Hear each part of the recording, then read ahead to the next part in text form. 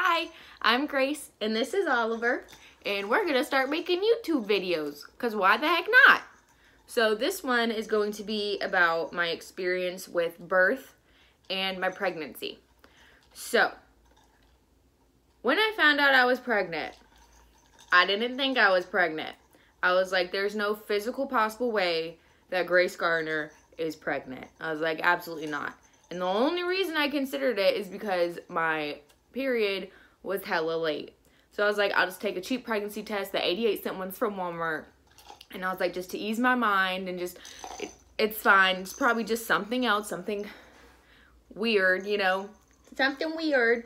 So I took the first one and I looked at it and it had the line and I was like, I'll take another one. It's fine. Don't freak out, like you're good. Took another one positive. So I sat there and I cried. I'm sorry. I cried. I didn't know what the heck I was going to do. And at the time, I was living with my friend. It's crazy. I know. I'm sorry. I'm sorry. I was living with my friend Caroline, and she was in her room, and her door was locked. Hello. And I was trying to wake her up to be like, girl, like, oh my God, what are we going to do? Acting like it's mine and her baby. And she would not wake up, and I tried calling her and texting her, but I didn't want to, like, beat on her door because we had other roommates, so I didn't want to be, like, beating on them and be like, what's wrong? And I'm like, I'm pregnant, you know what I mean? So it's like, I just hung out for a little bit. So I went in my room, and I cried, and I cried, and I cried, because I was like, I don't know what the heck I was going to do. Like, I only make $8.50 an hour. Like, I can't do this. So a few hours went by, or maybe it felt like hours. It felt like days. And, I finally calmed down, and I was just, like, watching some YouTube on my phone, just trying to make myself feel better, and I was just kind of like, okay, whatever. And I also texted my friend Olivia, and I was like, girl, if you're not doing nothing, get over here now. So she's like, okay, I'm busy right now, but I'll be over as soon as I can. So I was like, okay. Finally, Caroline woke up, and Caroline came into the room. She's like, what's wrong? And I started to burst out crying, and Caroline hugged me. Caroline never hugs people. So that's how I knew that she knew that it was real. Something was going on. So I told her, and she was just kind of like, oh my God, like, it's okay. And we cried together, and it was just so beautiful in a sense, but we were also like, ah! So then Olivia came over, and I told her same thing, just so beautiful. We were just crying. We were like, I don't know what to do. So I was with my mom earlier that day, but I didn't tell her anything because I was like, I don't want to freak her out if I'm not pregnant, because I really didn't think I was. I was like, there's no way. Absolutely not. So I just didn't say anything. So then I went home, took the pregnancy test, and all that stuff happened. So then I texted her, and I was like, hey, can I, bless you, bless you, mwah, you're crazy. So I texted her, and I was like, hey, can I come back over? And she didn't reply for the longest time, so I just need to get out of the house, and I was like, oh my gosh. So me and Caroline went to Caroline's mom's house and talked to her about it, and we are just like, oh my gosh, like, we don't know what to do. So finally my mom texted back, so me and Caroline went over to my mom's house, and we sat her down, and I was like, okay, I have something to tell you. And I was like, take a guess. And she was like, you got arrested. And I was like, no. She was like, you got a ticket? I was like, no. She was like, you're pregnant. And I was like, and she was like, oh, Grace. If you know my mom, you know how she says it. And we cried, we talked about it. She never told me what to do about it, because she didn't want to be like, you do this, young lady. But she kind of like, you okay, Beds? But she just kind of, she was really positive about it, which really helped out a lot, because some people weren't so positive. Anyway, so that just really helped me a lot. It made me feel a lot better, even though I was feeling pretty poopy. Because it's like, what the heck? I'm only 20. Like, I don't know what the heck to do. Like, what? And I'm single, so it's like, it's not like I got some man. So it's just like, oh my gosh, I was so scared. I didn't know what the heck to do. So my mom was like, well, first thing you need to do is go to the doctor, get tested again, like it's going to be positive, and then see what they say, do whatever. So I went to my doctor. They took a pregnancy test on me. Obviously, it was positive. And then we figured out how far along I was. And I thought I was maybe like 3 to 4 weeks, because I don't know how pregnancy works. Like, what the heck? And she's like, no, you're 6 weeks. And I was like, well, that's physically impossible, lady. And she was like, no, it's basically you become pregnant at the beginning of your last cycle. Honestly, I don't remember. I don't know what's happening. It's like, at your last cycle is basically when like your pregnancy starts. So I was 6 weeks. So I was like, awesome, I love it. So then she scheduled me with my OBGYN to go in there and do the ultrasound and stuff like that. So you have to wait till you're 8 weeks pregnant to do the ultrasound. So we were like, okay.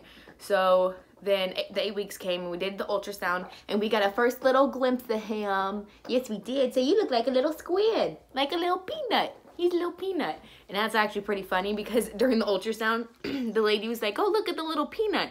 And me and my mom both thought she said, look at the little penis. And we were like, it's a boy? And she was like, oh, no, what? 8 weeks, like what? And we were like, you're right. It's so funny. But, so then after 8 weeks, then like you go every month for a checkup and whatnot. So you got to pee in a cup, they weigh you, make sure everything's good, ask you questions, blah, blah, blah, blah. So I never really had like symptoms or like sickness while I was pregnant for maybe the first 2 to 3 months. And then probably around like the end of December, beginning of, yeah, buddy, you're crazy. Beginning of January is whenever I got real sick. And everything made me sick. I couldn't eat fried foods without throwing up. I couldn't like drink anything really without throwing up besides like water or feeling like I'm gonna throw up. Like I was just always nauseous. I was just, oh my gosh, it was the worst. And I was just, I was always so hot. And it was just, it was the best. But, so pretty much until I gave birth, I just felt nauseous. I didn't feel like myself. My body was just so out of whack. It wasn't bad, but it was bad. And I was just like, I just don't feel good. Like I was kind of not necessarily sad all the time, but I just felt really down in the dumps and like, I just really wanted to have my baby. I was like, I just felt really alone in a sense. Even though I had a lot of people around me, like I had a lot of support. You're crazy. You're crazy. So pregnancy is just so weird. Like when they say that you don't have your body anymore, they mean it. Like I didn't have my body anymore. I didn't know who the heck I was or what was happening. Like pregnancy is just so weird and you just get so big. Like you can't get out of bed. Did you know that? Sometimes you can't pick yourself up. Isn't that crazy? So my due date was June 25th. Well, no, it wasn't. Oh my gosh, it was June 15th. Well, June 15th came and went. So we were like, okay, I was 0 centimeters dilated. My water hadn't broken. No mucus plug had come out. No nothing. I didn't even feel like, I was like, I don't know what's happening. So they did a whole bunch of tests on me for like a whole day. And they're like, well, everything's fine. Like the baby's okay. Like there's nothing to worry about there. So you're crazy. So we'll plan to induce you. Yeah, June 24th. So I was like, okay, so that's what we did. Kinda. So went to the hospital June 24th, which was a Sunday night, got checked in, had my last meal, had some cookout. I don't know why I did that. Then they put Cervidil inside me, which is like, it looks like a shoelace. So they just kind of just placed it in there to start opening up your cervix. And then the next morning at 9 a.m., they were supposed to induce me. And then the labor would start and we'd get rocking and rolling. Well, that didn't happen. What happened was they put the Cervidil in and they're like, okay, it usually takes about 12 hours to like get you all the way dilated. So like that's what they were like. They gave it to me at 9 that night, and then 9 that morning we were supposed to induce me. So maybe like around 12 or like 11:30 that night, I started getting really, really bad cramps, which was obviously contractions. And I was just like, oh my gosh, like I'm sweating over here. And I was just like, it's fine, we're fine. And like they had me hooked up so they can like see the contractions, and they're like, oh wow, they're getting worse and worse. So they checked me all the time to see how much I was dilated, and it'd be like 1 centimeter, then it'd be like 2 centimeters. So I was like, okay. So they had me on Ambien to help me sleep. So my contractions were getting so bad, and the Ambien was trying to keep me asleep so bad that I would be like sleeping and like a cramp would wake me up and I'd be like, oh my God, like I'm dying. And then like the Ambien would just knock me right out. Like I felt like I was drunk. Yeah. Like I felt like I was legit drunk. And I was just like, I didn't know what the heck to do. That's loud. So it was funny. And I had my mom in the room with me. And then So the nurse who was with me, she was really nice, super sweet, love her. And I was like, I'm like dying, like somebody needs to do something. I was like, can I get this epidural? Because I was planning on having an epidural throughout my whole pregnancy. I was like, drug me up. Like, I don't want to feel a thing. And so I was like, can I please get this epidural? And she's like, girl, you were only 2 centimeters dilated. Absolutely not. So I was like, well, wake me up when I can. Like, I was just like, I don't want to do this anymore. And then it didn't help that a lady down the hall was having her baby, and she was screaming bloody murder. And I was just like, man, I don't want to do this anymore. Like, he can just stay in here forever. It's fine. Like, just send me home. And I was like sitting in my bed, like silently crying, listening to her screams. And I was like, I don't want to do this anymore. So the nurse came in, and I was like, quick question, was that lady, did she have an epidural? And she's like, oh no. And I was like, what a fool. Like, I'm getting an epidural. Like, I ain't gonna feel a thing. Like, that ain't gonna be me screaming.